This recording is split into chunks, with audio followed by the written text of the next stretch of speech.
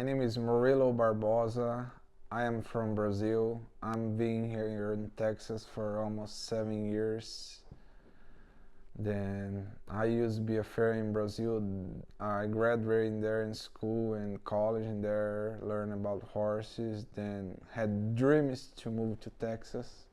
Then that's why I decided leave my family, my life, and get on these dreams. Horse life in Texas, horse people, and that's what we're doing here pretty much. Most of the time, horse, horse, horse, horse. Like, have dreams, the horse, wake up working horses. That's what I'm doing pretty much. That's what I like to do.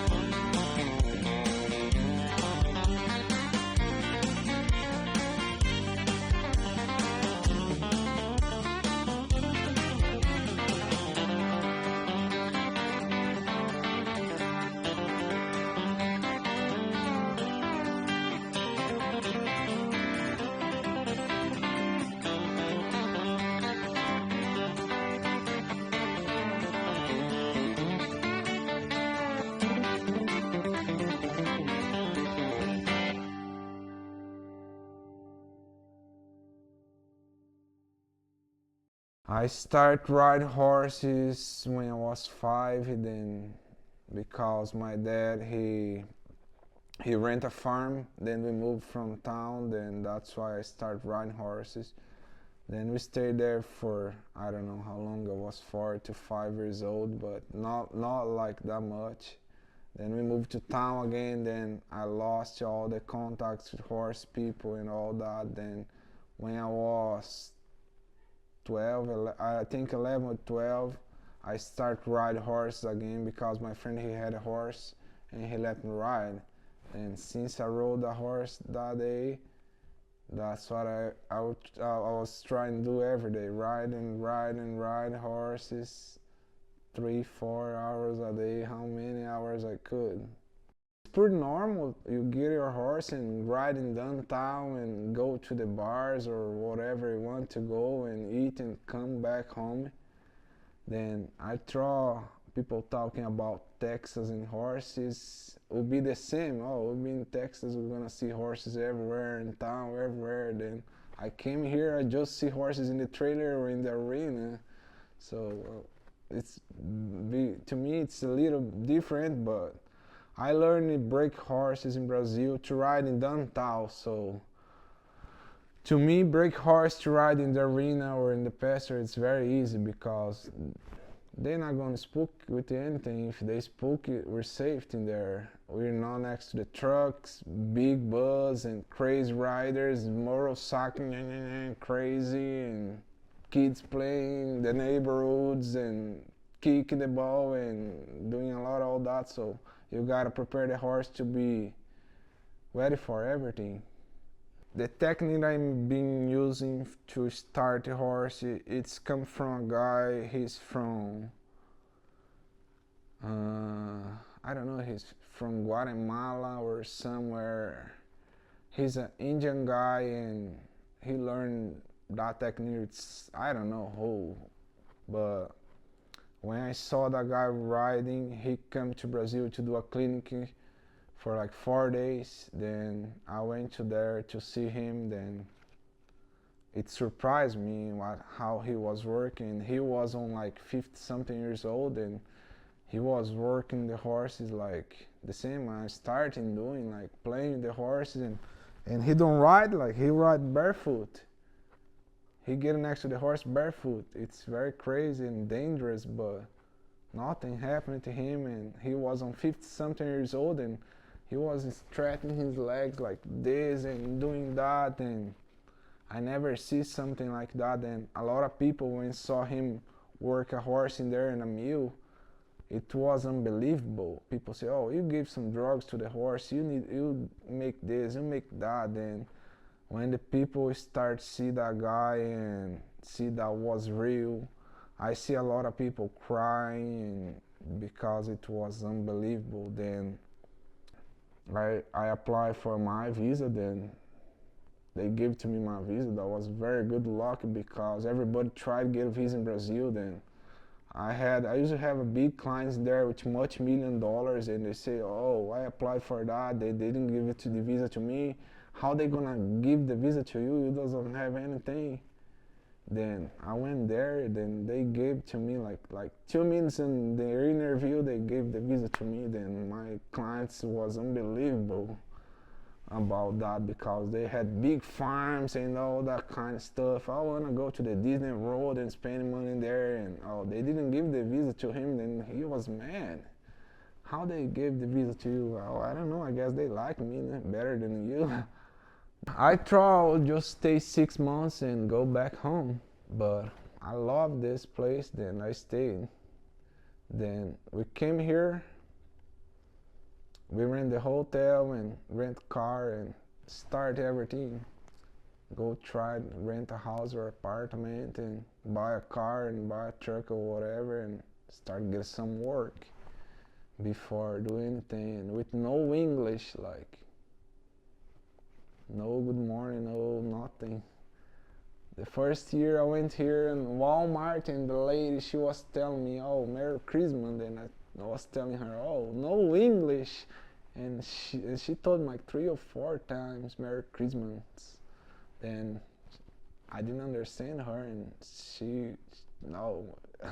she was so fun and started laughing. Oh, who's this guy? He don't know what's Merry Christmas.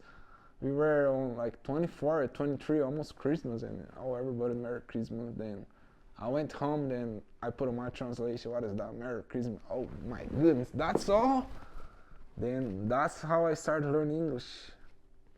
1 word every day, 2 words every day. Then a lot of people, they doesn't have patience. When they see people from the other country, they think we're gonna come here and work and take the money of their country. And that's the sad part here, because if you come legal here, the government doesn't help you with anything. But if you come illegal, they help you to everything. That's the sad part from the government. If you come the visa here and try to apply for other visa or green card or work visa, oh, you need to spend a lot of money. They don't care about anything, everything about money. But if you come legal, they give money, they give everything to you. They gave a green card to you, they gave like social security number. But my mom, she tried visa 5 times and couldn't get the visa. That's why people go to the border and cross it here. On the round pen, it don't matter who you are. Don't matter if you study horse or whatever you do outside. In here, this group has only 2, me and you. So I like to show my horses. I'm the leader. And the first time I like to show my horse, especially wild horses, they doesn't have any contact with people. So to them, everything is survive. So they want to survive, no matter if what they do. If they're gonna try to run, the first thing they're gonna try to run away. They're not gonna try to talk to you or do anything, but since you get them to the corn and they feel uncomfortable, they're gonna try do something to get out. They're gonna try run. If they don't have space, they're gonna try bite, kick, or do something. And then that's what I do with my horse is all. I'm here, I'm not a predator. So that's what I start show them a lot of movements, and what I do is show them, oh, I'm not gonna get you here because the predator, they never back up. The predator never gonna be nice with you. So the first time the horse see me and then I back up from the horse, they're gonna see, oh, this is not a bad guy, because the predator, they always go forward, they never back up. Then they start listening. Then the second point I like to work on my horses is like, he already knows I'm not a bad guy, I'm not a predator, but he think he's still the leader in here. So I need to show them how I'm gonna be leader and be gentle, because sometimes you can go too fast. And I don't wanna fight with the horses, because I know they have more power and they're more stronger than me. So that's pretty much what I do. I go to the horse and show them and start out the sensible parts, like where the predator like to go. Before I jump on my horse, I like to touch her the whole body and make sure they gonna let me do it, because since I touch all the parts and they still alive, they gonna feel comfortable. So when I start jump on the horse and sit on the back or do anything, they already know I'm not gonna do anything, they're just gonna stay there. Then they learn like this. Like when I'm gonna ride my horse, I'm never gonna have this hat here or this belt here. I wanna be comfortable for the horse first, than me. Because if I have this hat here, he's not gonna see my face very well. He's not gonna see my eyes very well. We doesn't need to talk to have communication with the horse. We need to feel each other. Like when I'm gonna work a horse, I like a first time horse, I like to be like smell like horse, or work something outside. I doesn't wanna be like out of the shower and like smell like all that kind of different stuff and go work horse. I wanna be like, oh, I'm gonna smell this. It smell like horse. It smell like something what I know. I won the show in Blue Bonnet. I don't know how they call the training talent in there, like a year and a half, 2 years ago. Then that was the same as the Mustang show. You go and take like rescue horse and you gotta train for 3 months, and you gotta go and show them what you can have in 3 months. Then before I get that horse, I already start thinking on my head, I'm going there and I'm gonna win that show. Then I had 2 choices on that show to get the horses. I had one Pala Point, then I had one by Tyler. And I start thinking, oh, I'm not gonna drive that far away. I'm gonna get this horse here from Pala Point and gonna train her. And that's what I did. It took me like 2 hours to put her in the trailer, because she was like wild. And then we went to that show, and all those kind of fancy trucks and saddle tags and all that. And we just parked, and I put my horse in the stalls and just throw my saddle in the front of the stalls, and they had all those nice stuff. Then I was sitting there with my guy and my family, and I was thinking, oh, let me go in there and I'm gonna show them what I come to do in here. Then I start warm up my horse, my mare. Then I just took everything off her and jump on her and roll like liberty, and start walk and trot, and then start do some spin. Then when I start lope her with nothing, no bridles or anything, then they already had competitions going on in there, but everybody's come to look at me on the warm-up place.